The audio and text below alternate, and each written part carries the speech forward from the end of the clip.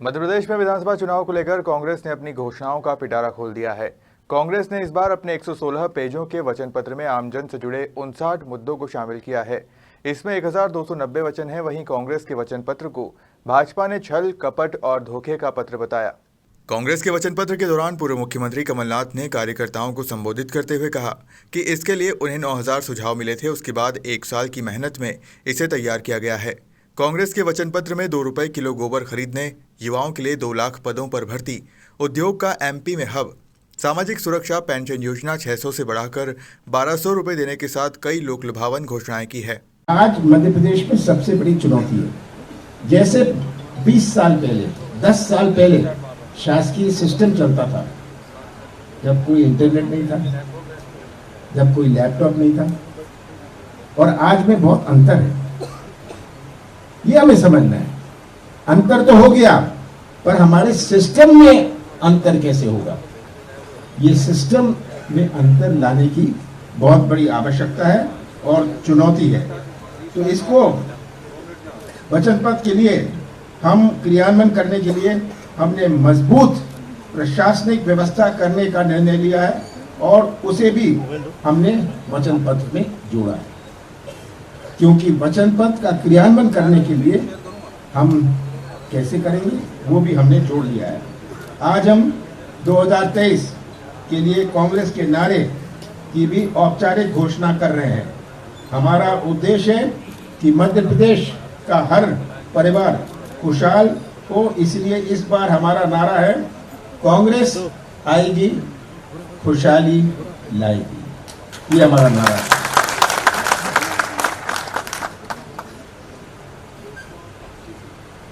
अब तक कांग्रेस पार्टी ने मध्य प्रदेश की जनता को जो वचन पहले दिए थे, जिससे आप सभी अवगत हैं, मैं उन्हें रिपीट नहीं करना चाहता। उन वचनों को पूरा करने के लिए हम संकल्पित हैं। जैसे कि हमारी कर्ज माफी की, वो तो हमने पहले करी थी, तो उसको मैं रिपीट नहीं कर रहा, पर यही कह रहा हूं कि जो हमारे पहले वचन थे उसके लिए हम संकल्पित हैं। और सभी कुछ नए जो वचनों हैं उनसे मैं आपको अवगत कराना चाहता हूं। किसानों के लिए हमारे मध्य प्रदेश की अर्थव्यवस्था आधारित है हमारे कृषि क्षेत्र। 70% हमारी आबादी जुड़ी हुई है कृषि क्षेत्र से। हमारी अर्थव्यवस्था की नींव है हमारा कृषि क्षेत्र, और यही बहुत बड़ी प्राथमिकता है। मध्य प्रदेश किसानों का प्रदेश है। हम चाहते हैं कि किसानों को फसलों के उतने दाम मिलें जितने में उनका घर भी चले और 2 पैसे भी बचे। Investment can not be demanded, investment has to be attracted. हमें ये बात हमेशा याद रखनी है। हम युवा स्वाभिमान योजना शुरू करेंगे। पात्र बेरोजगार युवाओं को 1500 रुपए से 3000 रुपए तक की सहायता देंगे। स्वास्थ्य का अधिकार बहुत बड़ा अधिकार है।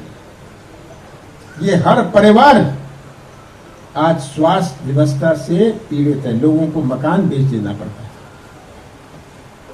जब स्वास्थ्य की चुनौती आती है। तो स्वास्थ्य के अधिकार का कानून बनाएंगे और 25 लाख रुपए तक स्वास्थ्य बीमा और 10 लाख रुपए का दुर्घटना बीमा कराएंगे। इससे हर परिवार जुड़ा है और ये एक बहुत बड़ा कदम होगा प्रदेश के लिए। बेटी विवाह योजना में हम 1,01,000 रुपए की सहायता देंगे। सामाजिक सुरक्षा पेंशन को बढ़ाकर 1200 रुपए करेंगे। पहले हमने कहा था 1000 रुपए, मैंने 300 रुपए से 3 महीने में 600 रुपए का। जब मैं 1000 रुपए करने वाला था, हमारी सरकार नहीं गई। अब मैं कह रहा हूं कि हम 1200 रुपए करेंगे। मेरी बेटी रानी योजना में बेटियों को जन्म से उनके विवाह संस्कार तक रुपए 2,51,000 रुपए का लाभ मिलेगा। मध्य प्रदेश के लिए हम प्रयास करेंगे कि आईपीएल टीम हमारी बने। बड़े दुख की बात है। पहले मैं कहता था, जब मैं केंद्र मंत्री था, कि मुझे शर्म आती है, मैं दूसरे प्रदेशों को मेट्रो की मदद करता हूं। मध्य प्रदेश में कोई मेट्रो का प्रस्ताव भी नहीं लाता। और आज मैं खुले रूप से एक बात करना चाहता हूं। मैंने बाबूलाल गौर जी जो मंत्री थे, उनसे निवेदन किया, उनसे चर्चा की कि आप मेट्रो का प्रपोजल भेजिए। उन्होंने कहा इसके प्रोजेक्ट रिपोर्ट बनाने में 16 करोड़ रुपए लगते हैं। मैंने कहा आप 16 करोड़ रुपए मेरे से ले जाइए, चिट्ठी दे दीजिए। तो ये प्रोजेक्ट रिपोर्ट बनी, क्योंकि हमारे प्रदेश में मेट्रो नहीं। मैं जगह जगह जा रहा हूं, उद्घाटन कर रहा हूं मेट्रो का, और हमारे यहां तो कोई योजना ही नहीं। तो मेट्रो की जब तक प्रोजेक्ट रिपोर्ट बनी, हमारी सरकार आ गई और हमने इसकी शुरुआत करी। आप सब गवाए, मैं इंदौर गया, मैंने इसकी शुरुआत करी। कोई श्रेय ले ले, मुझे श्रेय की बात नहीं है, मुझे मध्य प्रदेश की शान की चिंता है, हमारा शान है। तो हमारी आईपीएल टीम है, इसका हम पूरा प्रयास करेंगे।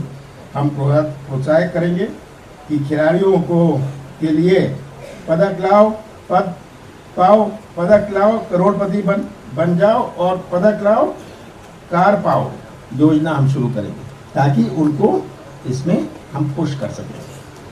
आईपीएल टीम भी होए, मेट्रो आ रही है, आईपीएल टीम क्यों ना आए, आईपीएल टीम का भी हम पूरा प्रयास करेंगे। वहीं कांग्रेस के वचन पत्र को प्रदेश भाजपा अध्यक्ष वीडी शर्मा ने तंज कसते हुए छल, कपट और धोखे का पत्र बताया। वीडी शर्मा ने कहा कि वचन पत्र के नाम पर रस्म अदायगी की गई है। कमलनाथ और दिग्विजय सिंह के बीच कपड़ा फाड़ युद्ध चल रहा है। आज की इस प्रेस ब्रीफिंग में सभी पत्रकार मित्रों का स्वागत है। आज कांग्रेस ने अपना वचन पत्र जारी किया है। ये वचन पत्र नहीं, बल्कि छल, कपट और झूठ और धोखे का पत्र है। वचन पत्र के नाम पर फिर खुल रही है झूठ की दुकान।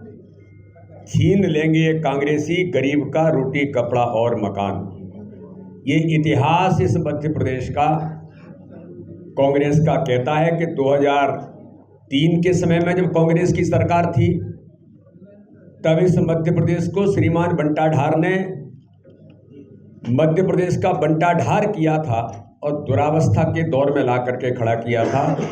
तो वहीं 15 महीने की सरकार में श्रीमान कमलनाथ जो करप्शन नाथ की भूमिका में आए, ये इतिहास जिन्होंने मध्य प्रदेश को आकंठ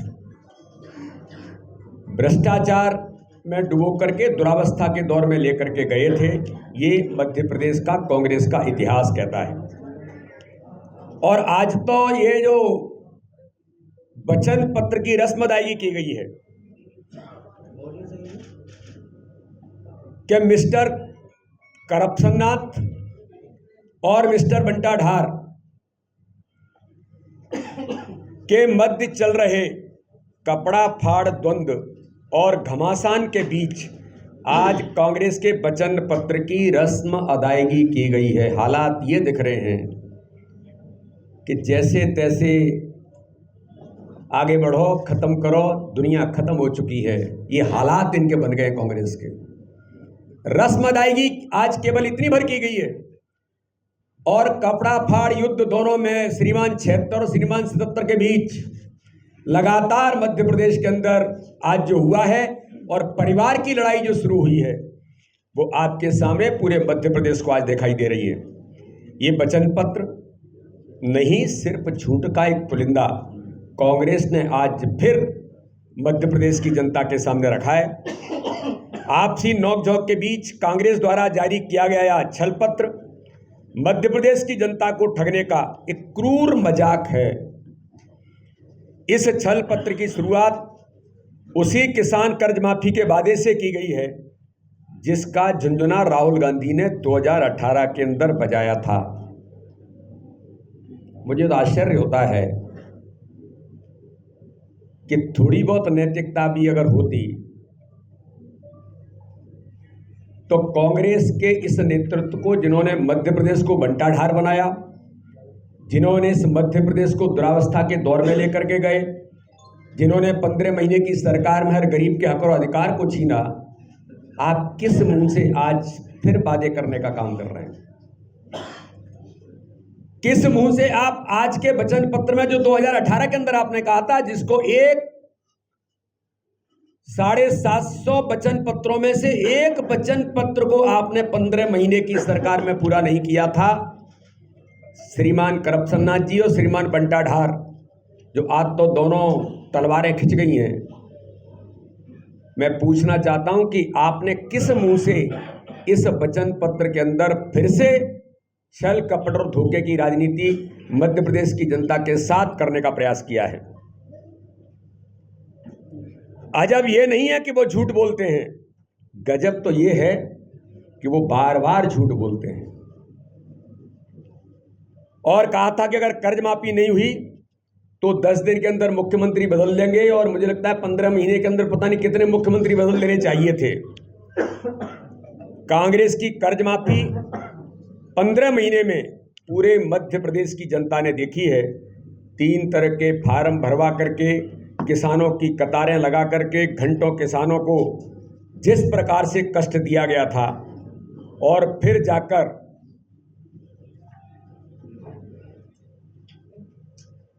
आगर मालवा जिले के शिवलाल कटारिया जैसे किसान, जिनका लगभग 24,000 का कर्ज था, उनके कमलनाथ सरकार ने सिर्फ 13 रुपए माफ किए थे। इस प्रकार से झूठ और छल कपट कांग्रेस ने पुराने समय में भी किया था, और आज फिर कांग्रेस इस काम को जनता के सामने झूठे वादे करने का प्रयास कर रही है। और दूसरी तरफ हम देखते हैं कि मध्य प्रदेश के अंदर माननीय प्रधानमंत्री नरेंद्र मोदी जी ने किसानों के साथ 80 लाख किसानों को 12,000 रुपए की सहायता देकर के किसान सम्मान निधि, माननीय प्रधानमंत्री, माननीय मुख्यमंत्री जी ने किसानों को ताकत देने का काम इस मध्य प्रदेश के अंदर किया है। तो कांग्रेस ने जिस प्रकार प्रदेश की जनता से झूठे वादे कर 2018 में झूठ छल कपट के आधार पर गलती से वो सत्ता में बैठ गए थे, उनकी पोल कुछ दिनों में ही खुल गई थी। मध्य प्रदेश की जनता कांग्रेस के इस प्रकार के, जो कहा जाता है कि शिकारी आएगा, जाल बिछाएगा, दाना डालेगा, लेकिन मध्य प्रदेश की जनता इन झूठी घोषणा और मायाजाल से सजग है। वो इस मध्य प्रदेश के झूठ और छल कपट की राजनीति करने वालों को जानती है। भोपाल से उमेश यादव की रिपोर्ट।